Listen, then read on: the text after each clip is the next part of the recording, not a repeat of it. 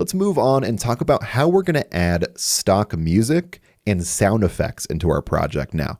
To access the stock music library, click on Audio here at the top. And that's going to get you access to the stock music library here.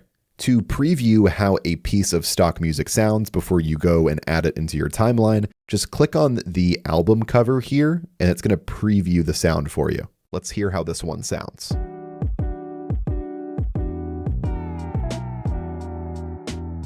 I like how this sounds, so I'm going to simply drag it into my project and put it underneath my video here to create a new audio track. So let's let go of it here.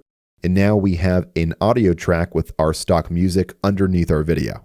As you can see, it is peaking quite a lot here, which indicates that it's too loud. So I'm going to go to the top right, and I'm going to set the volume to -15 decibels. Now, if I take my playhead and I go back to the beginning of my video, let's press play.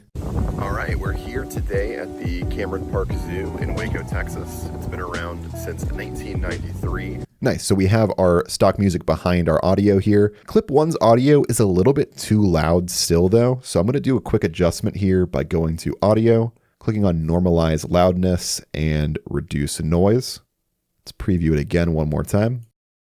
All right, we're here today at the... Nice. With that adjustment, you can really hear how these effects change your audio. Pretty much, I felt like we were unable to hear the stock music behind clip 1, and now I can hear it super well. The reduced noise pretty much eliminated all of that crazy wind sound behind me, and it evened out all of the audio so everything sounds nice and professional. So this is our stock music library, but I mentioned that there's also sound effects. If you see right here, it says sound effects. Click on this here at the bottom left, and this will open up the sound effects library. Since we're at the zoo, let's again look up zoo and see what comes up. The sound here called In the Zoo. Zoo environmental sound, that could be good. Let's click on it again to preview it.